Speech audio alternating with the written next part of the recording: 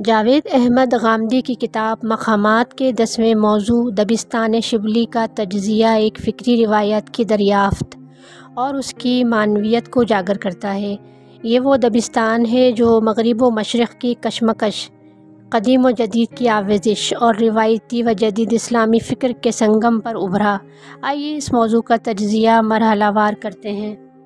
فکری پس منظر 1857 برصغیر کے مسلمانوں کی تاریخ کا اہم موڑ ہے۔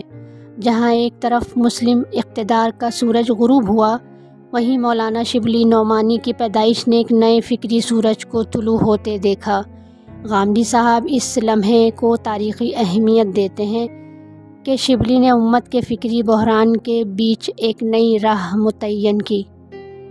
شبلی، دو انتہاؤں کے درمیان ایک تیسری راہ۔ غامدی صاحب کے مطابق اس دور میں دو نمایاں فکری گروہ موجود تھے۔ نمبر 1، روایتی مذہبی طبقہ، جنہوں نے قرآن و سنت کی فہم کو اپنے فقہی و مسلکی سانچوں میں محدود کر دیا تھا۔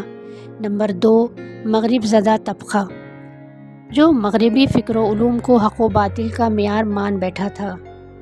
شبلی نعمانی نے ان دونوں کے مقابل ایک معتدل، علمی اور اجتہادی دبستان کی بنیاد رکھی، جس کی روح سے یہ تھی کہ قدیم سے وابستگی صرف اس لیے نہیں کہ وہ پرانا ہے، بلکہ اس لیے کہ وہ وحی کی روشنی میں نازل ہوا، اور جدید سے آشنائی اس لیے ضروری ہے کہ وہ ہماری عصری دنیا کا لازمی حصہ ہے۔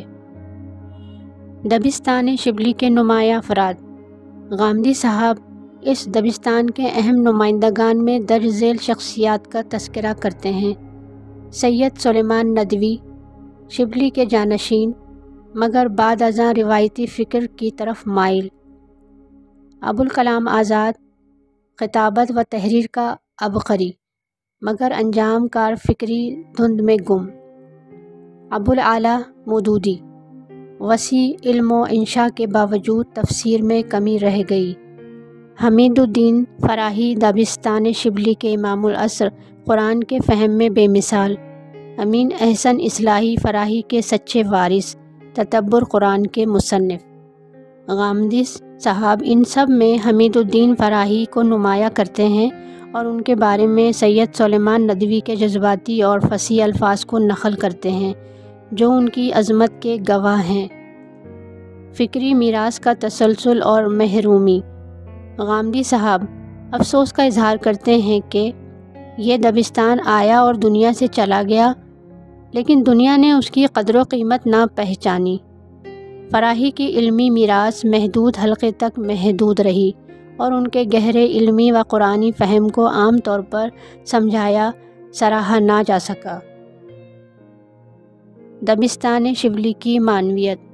غامدی صاحب کے مطابق دبستان شبلی فکر اسلامی کی تجدید کی ایک سنجیدہ اور معتدل کوشش ہے۔ یہ دبستان قرآن سے براہ راست فہم کا داعی ہے، جدید و قدیم کے امتزاج کی ایک متوازن راہ ہے۔ اس دبستان میں فرد علم کے ساتھ ساتھ روح اور اخلاق کی عظمت کا بھی پاسدار ہے۔ جاوید احمد غامدی کی کتاب مقامات کے 10ویں مضمون دبستان شبلی کا تجزیہ ہمیں ایک فکری و علمی تحریک کی نشاندہی کرتا ہے، جو نہ صرف اسلامی فکر کی تجدید کی خواہاں تھی، بلکہ قدیم و جدید کے مابین ایک حسین امتزاج کی داعی بھی تھی۔ اس دبستان کے رہنما شبلی نعمانی تھے، جنہوں نے ایک تیسرا راستہ اختیار کیا، نہ خالص روایت پرستی اور نہ مکمل مغرب زدگی، بلکہ قرآن و سنت کی اصل روح تک واپسی اور معاصر علوم سے بامعنی شناسائی۔ دبستان شبلی ایک ایسی علمی و فکری روایت کا نام ہے جس نے عقل، تحقیق، روایت اور تجدید کے درمیان ایک نیا توازن قائم کرنے کی کوشش کی۔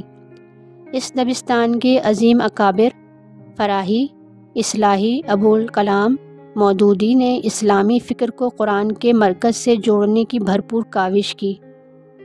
ان کے فکری و تحقیقی کارنامے نہ صرف علمی دنیا میں ایک نئی جہت کے بانی قرار پاتے ہیں، بلکہ ان کے ذریعے مذہبی روایت کو اثر نو سمجھنے کا ایک جاندار زاویہ بھی میسر آتا ہے۔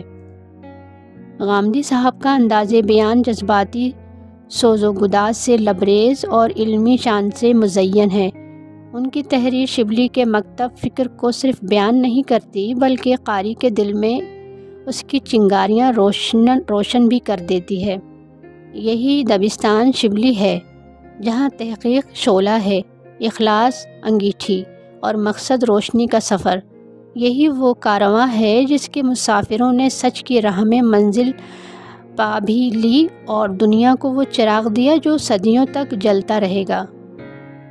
یہ دبستان آج بھی ہمیں دعوت دیتا ہے کہ ہم علم سے رشتہ جوڑیں، اصل دین کو سمجھیں اور روایت و تجدد کے بیچ ایک متوازن راہ اختیار کریں۔ اگر آپ چاہتے ہیں کہ یہ چراغ جلتا رہے تو سوچئے، سیکھیے اور اس کاروان حق کا حصہ بنیے۔ یہ صرف ماضی کی کہانی نہیں، یہ ہماری فکری میراث ہے۔ مزید ویڈیو کے لیے سبسکرائب کریں، شیئر کریں اور اپنی رائے کمنٹس میں ضرور دیں۔